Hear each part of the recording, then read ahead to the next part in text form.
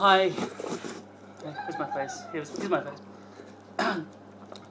Hi, Christine. This is my experiment with projection. I've got a projector down here.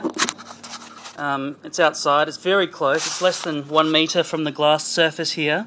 But as you can see, the ghost image, because this has been filmed against a background. Oh, did I say background? I mean a black background. The window's very dirty, so you can see a lot through it. But you can see how ghost-like that looks. Now the reason you can see the reflection of the projector here is because it's below it. If it was above it, that problem would not occur. But as you can see outside in the backyard. It's quite well lit outside, so you can see right through this ghost-like image here. Now, if that person was filmed to scale, all their feet and head, then I think you would need a bigger projector. Either that, or you'd need to get a magnifying glass from a $2 shop and tape it onto the projector so that it's larger image. Or you can get a more expensive projector, which, you know, with a budget of $18, $12, only should cost a couple of $1,000. You get a high definition one. If I clean that window a little bit, you won't be able to notice that it's not hovering in midair. It's not a hologram. But yeah, all you need is a diagonal piece of glass. I'll show you exactly the setup I've got here. I've got a piece of glass from the outside of my house there, which is really rudimentary, as you can see. The projector is just a basic $600 projector, the cheapest one you can get. The lighting outside is even, you know, it's not even controlled, to be honest. It's all over the place. It's even hitting the glass. You wouldn't want that, ideally. What you would want is an isolated glass section built in with, you know, things around. There are reflections from the glass all over the place, as you can see. But you need to control that by pointing directly down. So basically, you'd position the projector somewhere up there, you'd shine it down, it would reflect out to the audience over there, see? Right angle. This would be 45 degrees, that would be above it. So, this is my first experiment with holograms. Pretty easy. Very easy. Extremely easy. You just film somebody who's dressed brightly or whitely. So for example, if it's a ghost, if Hyde's a ghost, put him in white makeup, film him from head to toe in high definition, turn the camera sideways when you're filming, because it's instead of having 16 by 9, you'll have 9 by 16. It'll be a vertical shot. And then simply project him using a high definition projector, or even a low definition projector. I recommend high definition if you've got $2,500 from the company available. Hopefully I can send this video to you, and you'll get an idea of what's going on here. This is quite easy to do. But as I say, you don't want it to be reflecting off into the audience like that, the reflection. You don't want it going off into the audience. You want it controlled. You want a background. You want people to be able to walk around the ghost or have things behind the ghost. Extremely easy to do.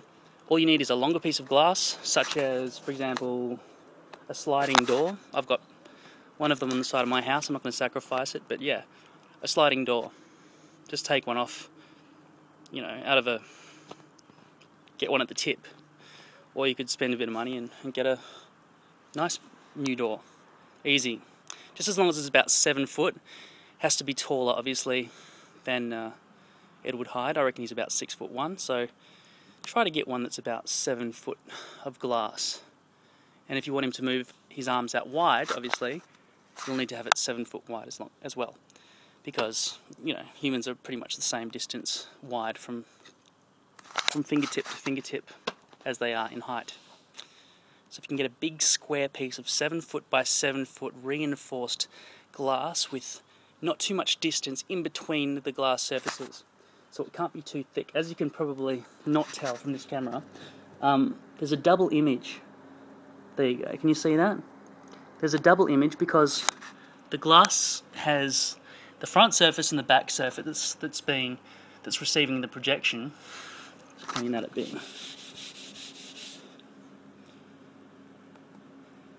See the ghost-like image, and obviously you don't want the people to have the projection lighting them up. Like, they don't want the ghost to be projected onto them. Make use of projectors. I recommend using about 3 or 4 in the show if you want, but you know, some people don't. Nobody does, in fact. They are the most basic, cheap special effect. I mean, there's no real reason to use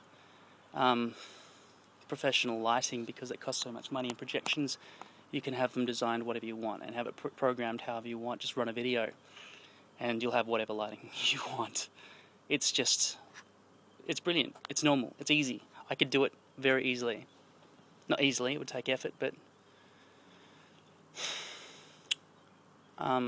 as I say, for some of the dream sequences, when I'm talking about memories of Utterson, I've seen men who could smoke a pipe of yellow smoke, and they go to a place which is serene and everything. All these magical special effects could be happening on a wall of, instead of saying, you see that back wall back there?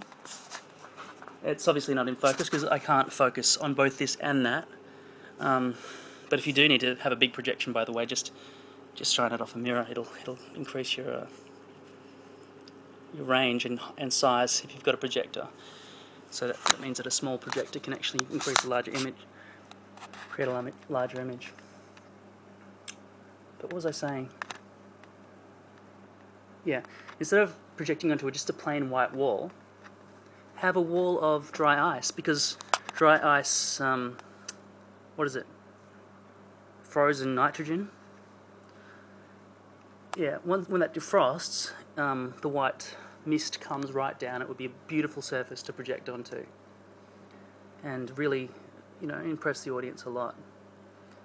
You don't want people thinking using a lot of projectors, because people think, okay, well, lights are acceptable, but projectors are gimmicky at this point in history because, well, people are old-fashioned, and in my view, most people are obsolete in their views. They're mostly animals, for a start. So we're in the dark ages as far as that's concerned, and we don't live up to our full potential as humans. Civilization, needs to move forward. That's another story. But it's really, the driving force in everything that I say and do. So anyway, here you go. Ghost projection. Easy. Absolutely simple. As you can see, I move my hand further away. If I'm standing further back away from the projection, it's no longer a problem. And even if you're making a movie, a more scientific movie, have somebody working at an office desk, and this could be like their terminal. It looks more futuristic. Have a touchscreen like that, and then, like, for example, have lasers interrupting the signal there. Look at this. I could probably write my name here.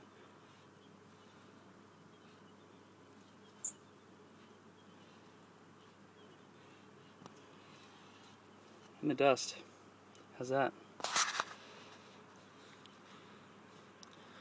The future is so much better than the past, and knowledge really is going to make us be able to do a lot more on stage and anywhere else we want.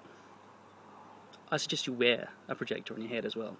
Have a little visor, have your mind organised, your communication organised, and just use a couple of rings on your forefingers, and just use little buttons that rotate and click, click, click, and then it'll change what you're wearing, what you're seeing, and then have an opacity dial on the side of your head. Anyway, that's Paul's ghost effect.